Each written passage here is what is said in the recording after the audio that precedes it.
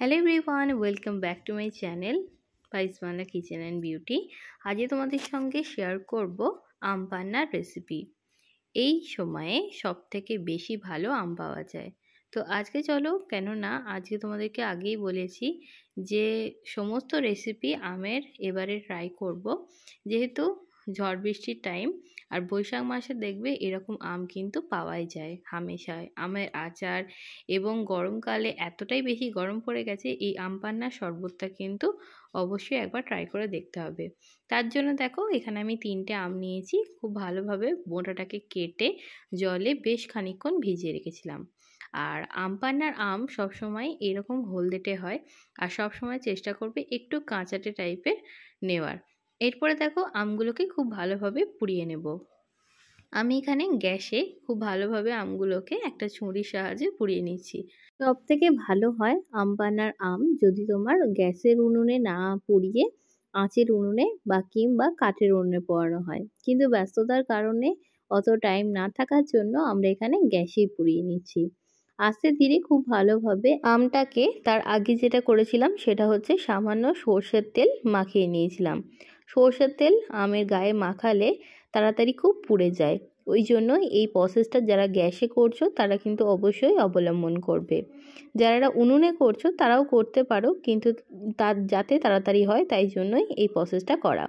দেখো, আমটা খুব ভালোভাবে আমাদের পুড়িয়ে নেওয়া হয়ে গেছে। আর এটা একদম পুরো ঠান্ডা অবস্থাতেই, দেখো ঠান্ডা করেও নিয়েছি। এইখানে আমি খোলাগুলোকে ছাড়িয়ে নেব। আর আমটাকে যতক্ষণ না ঠান্ডা হবে তখন কিন্তু খোলা ছাড়ানোর চেষ্টা করবে না, কারণ আমটা যেহেতু গরম থাকে আর এটা প্রচণ্ডই গরম, তাই জন্য অবশ্যই একটু ঠান্ডা হয়ে যাওয়ার পরে তারপরে যেরকম বেগুনের খোলা ছাড়ানো হয় সেরকম আমের খোলাটাকে খুব সহজেই ছাড়িয়ে নিতে পারবে। আর বেশি ভালো করে পোড়ালে দেখবে খুব ভালোভাবে তোমার খোলাটা ছেড়েও যাচ্ছে। এটাই হচ্ছে আম পান্নার একটা সিক্রেট রেসিপি। যেহেতু এটা পুড়িয়ে আম পান্নাটা তৈরি করা হয়, কাঁচা আমের আম পান্না হয় না, পুড়িয়েই কিন্তু হয়। এই রেসিপিটা ফলো করলে তোমরা একদম হোটেল রেস্টুরেন্ট কিংবা রাস্তার ধারে যেরকম আম পান্না ঘরেই বানিয়ে নিতে পারবে। খেতে ইচ্ছা হলে সহজ প্রসেসে এই রেসিপিটা একবার হলেও ট্রাই করো। দেখো কত সহজে কিন্তু খোলাটা ছেড়ে যাচ্ছে, যেহেতু এখানে তেলটা ভালোভাবে মাখানো আছে। এরপরে দেখো, সমস্ত আমের যে পাল্পটা আছে সেটাকে বার করে নেব। বার করে নিয়ে একটা মিক্সিং গ্রাইন্ডারে সেখানে স্বাদ মতন চিনি, আর এখানে যেহেতু মিষ্টিটা পরিমাণ বুঝে দিতে হবে, কারণ হচ্ছে আমটা প্রচণ্ড পরিমাণে টক ছিল।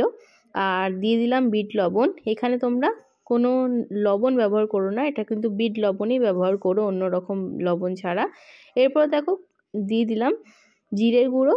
আমি এখানে শুকনো খোলায় 1 চামচ মতন জিরেকে খুব ভালোভাবে ভেজে গুঁড়ো করে নিয়েছি। তার সঙ্গে দিয়েছি 2টো শুকনো লঙ্কা। যেরকম ভাজা মশলা আমরা তৈরি করি সেটাকেই ভালোভাবে এই আম পান্নার সঙ্গে ভালোভাবে মিক্সিতে পেস্ট করে নেবো। যে কাইটা হবে সেটা কিন্তু ভালোভাবে পেস্ট করে নিতে হবে।